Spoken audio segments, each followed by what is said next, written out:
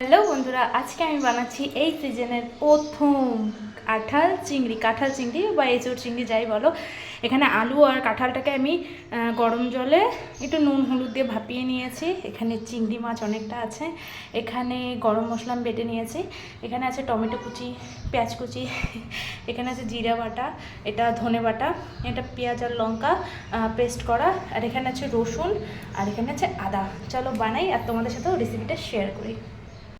প্রথমে আমি কড়াইয়ে তেল দিয়ে কাঁঠালটা আর আলুটা যেটা ভাপিয়ে রেখেছিলাম ওটা আমি একটু ভেজে নেব, তারপর চিংড়ি মাছটা ভেজে নেব। এদিকে তেল গরম হয়ে গেছে, এখন আমি আলু আর কাঁঠালটা ভেজে নেব।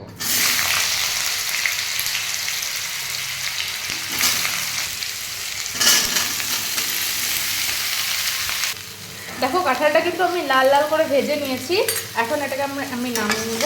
বুঝতে পারছো, একদম লাল লাল করে ভেজে নিয়েছি, এটাকে চলো নামিয়ে নিই। কাঁঠালটা এখানে আমি লাল লাল করে ভেজে নিয়েছি, এখন আমি কড়াইয়ে আরও একটু তেল দিয়ে দেবো, দিয়ে এবার ফোড়ন দেব। তো এই যে এখন আমি তেল দিচ্ছি, অনেকটাই তেল দেবো যেহেতু কাঁঠাল বানাতে হবে, তো অনেকটা পরিমাণে তেল দিয়ে। আর আমি ফোড়নে কিছু না, শুধু তেজপাতা দিচ্ছি, কারণ আমি গরম মশলা বেটে নিয়েছি, তো ফোড়নে আমি শুধু তেজপাতাটা দিয়েছি। তো এখন আমি দেবো পেঁয়াজ কুচিটা দিলাম।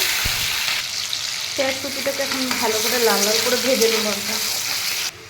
এখানে কিন্তু আমার পেঁয়াজটা লাল লাল করে ভাজা হয়ে গেছে। এখন যে বেটে রাখা মশলাগুলো ছিল সেটা এখন এক এক করে অ্যাড করে দেব। তো আমি যে জিরেটা বেটে রেখেছিলাম সেটা প্রথমে দিয়ে দেব, তারপর যে ধনেটা বেটে রেখেছিলাম সেটা দিয়ে দেব,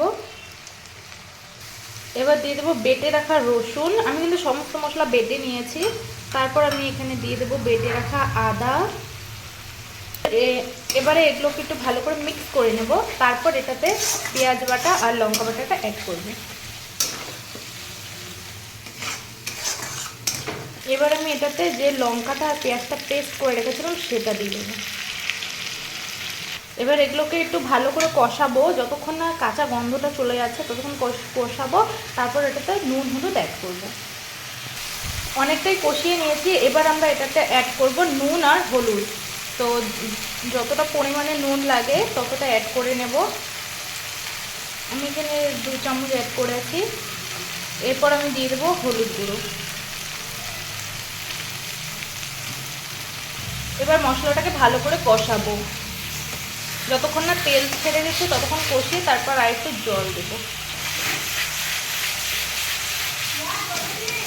মশলা অনেকটাই কষে গেছে, তেলও ছেড়ে দিয়েছে। এখন এখানে আমি কেটে রাখা টমেটো আর জল দিয়ে আর একটু কষিয়ে নেব।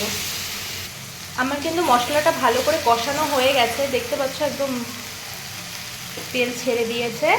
তো এখন আমি এটাতে দিয়ে দেবো যে ভেজে রাখা যে কাঁঠাল আর আলুটা যে ভেজে রেখেছিলাম সেটা দিয়ে ভালো করে কষিয়ে নেব। কাঁঠালটা তো ভালো করে কষিয়ে নিয়েছি মশলার সাথে, আর এখন আমি এখানে জল অ্যাড করবো। অবশ্যই কিন্তু গরম জল অ্যাড করবে।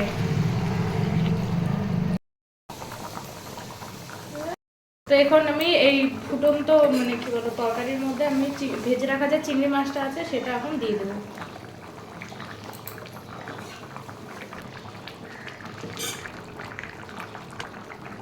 তো দেখতেই পেলে অনেকগুলো চিংড়ি মাছ দিয়েছি। এবার আমরা এটাকে ভালো করে ফুটিয়ে কষিয়ে নেব, কষা কষা করে বানাবো একদম।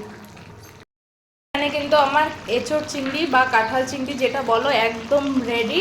এখন এটাতে আমি দিয়ে দেবো গরম মশলা যেটা আমি বেটে রেখেছিলাম। আর একটা জিনিস যেটা না দিলে হবেই না, সেটা হলো ঘি।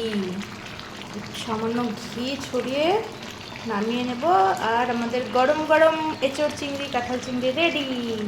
এটা হলো আমার এঁচোড় চিংড়ি ফাইনাল লুক। তো কেমন লাগছে অবশ্যই কিন্তু কমেন্ট করে জানিও, আর কে কোথা থেকে আমার এই ভিডিওটা দেখছো অবশ্যই কিন্তু কমেন্ট করে জানিও। আর রেসিপিটা কেমন লাগলো সেটা তো জানাতে ভুলো না। চলো দেখা হচ্ছে নতুন কোনো রেসিপির সঙ্গে আবার। টাটা।